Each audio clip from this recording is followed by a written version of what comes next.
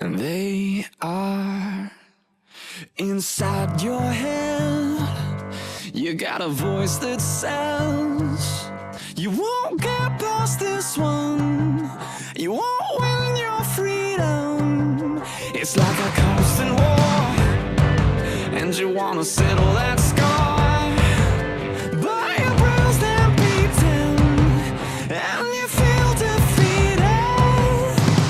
Oh, to everyone who's hit their limit, it's not over yet, it's not over yet. And even when you think you're finished, it's not over yet, it's not over yet. Keep on fighting, out of the dark into the light. It's not over yet. Whoa. Yeah. Whoa. Okay, so what is your official definition of ADHD in your own words based on your experiences? I would just say that it's like we know right from wrong, but like we know we should be paying attention, we know we should be doing this, but for some reason with ADHD we're like, well, we should be doing this, but all this fun stuff is happening over here. Let's go see what happened over there. Like, oh, the cat's in the room, let's go play with the cat.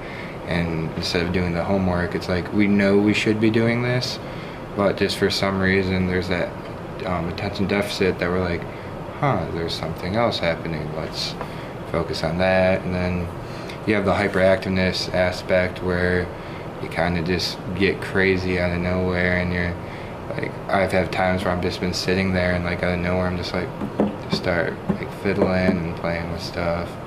So describe yourself with hyperactivity and impulsive decisions. I'm very impulsive. Like, my biggest problem is, for someone with ADHD, I really should have a schedule and lay my day out and be like, all right, this happens here, that happens there. Yeah, I'm the opposite. It's like, wake up this morning, wonder what's going to happen today, and that's come back to bit me more times than none. And I find myself, like, it happens a lot with money. Like, I'm terrible with money.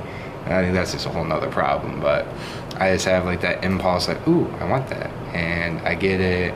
And then, like, I feel like it falls under the attention deficit problem there, too, is play with it for a long time. And then something else happens. And I just move on. Are you on medication? What is your experience and position on medication? Currently, I am. I take Adderall. I've been on Ritalin when I was younger, which actually made me worse from what I've been told. They tried something, I believe that was called Focalin. I could be mistaken. And it was like an in-between transition. Like, I was on Ritalin, I was on Adderall. We were looking for other options and we tried it for a while. There was no like major side effects. It's just that we seen that the Adderall worked worked better. Which is really weird because my stance on medication is I'm not a fan of it. I believe we highly over-medicate, which is one of the reasons why I'm going into psychology, because I feel like, oh, this kid has a problem here, let's pump these pills down their throat, they'll be normal or conform to society. We shouldn't have to like drug up children or adults in any aspect to make them conform to society. I mean, there'll be those cases where you can tell someone really needs them, but just because a kid's struggling in school doesn't automatically mean they have ADD or ADHD. They could maybe honestly just not care. That doesn't mean you start giving them medication, and people who don't need the medication, it really drags them down, just depression, this causes a whole nother problem. So I think if we can kind of look at it like, let's try to help you first before we start pumping you full of pills, that would be a better route, in my opinion. What is the emotional impact on you for having ADHD? I guess like it doesn't really affect me now as much because I've come to realize like, all right, Tyler, it's starting to kick in. Like, I can tell I'm starting to get really hyper, and it happens still sometimes on my medication, but then again, some of it's just me being weird, I guess. But and it's like I'll catch myself and I don't take my medication. Like, if I wake up late and I forget, I'm very like touchy. Instead of like just asking someone like, hey, how are you doing, it's like I hit them like 5 times, like trying to get their attention, or very loud, and I guess younger it was a bigger problem, since when ADHD and ADD started coming out, it was towards when we were younger, so nobody really understood like what it was or what was going on. So people didn't know, like, oh, is there something really wrong with this kid, or I don't know how to handle them. And me also being very hyperactive, and probably the weird aspect again, made it hard making friends. But now I don't really have that problem with it, because like I said, I catch myself now. Yeah. And the medications, as much as I hate medication, it helps. How do you feel about the accommodations that you get now? Right now, actually in college, the only accommodations I really get is I have take longer time on test in like a separate room. But honestly, that doesn't bother me, because there's that whole aspect of hyperfocus with ADHD and stuff. And like when I'm taking a test and I know it's something that's important, I can really feel that kick in. Like that's the only thing happening at that point in time. And I'm not a bad test taker, so I don't really need that extra time. Right. I never really had problems with that. And then in high school, we had the IEPs, the independent educational program. Individual education plans. I refused them. I regret that at sometimes, but I didn't want the help. I refused it. I didn't want to be, what you would say, labeled as I got through this, but everything I did was easier. And that's how I looked at it, and I know I'm wrong now.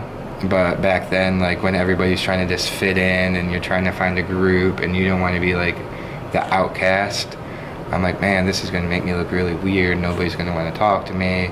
And then there was that aspect of I want to prove to people that I don't need help to get stuff done, that I can handle it on my own. And I mean, I graduated high school with a 2.8, 2.9. I did fine. I mean, it was a lot harder than it probably should have been. I had problems, but I mean, I think it helped me now learn that, and then I really had to focus that that's going to be my whole life, basically, that I'm really going to have to crack down and pay attention. What would you say to someone who had ADHD and was coming into college for their first time? Coming into college with ADHD, I guess a lot of it determines how you handle it in high school and before you got here. Like if you took the classes and got the help, I highly recommend getting that help. No matter what, even now, like still to get the help and take it when it's offered, because you may feel like it makes you weaker, but honestly it's going to make you stronger in the long run. And you never know who's helping you, what connections you can get later down the road with them, like working with advisors or people that know people can help you get farther in life. I really regret not taking the help in high school. I feel like it would have really helped me not be so impulsive, I guess you could say, and maybe learn how to make a schedule. But yeah, So I would take the help. take the help. If it's offered, never turn down help. I mean, it's only going to help you. That's a circular definition there. It's only going to help you in the long run by taking the help. We prayed the prayer with no reply. Words flowed off into the night. Couldn't cut our doubt with the sharpest knife. Oh, oh, God, forgive us. Silence isn't comfortable. We won't drive through peace and instant hope. Now shallow faith, it has left us broke. Oh, oh, God, forgive us.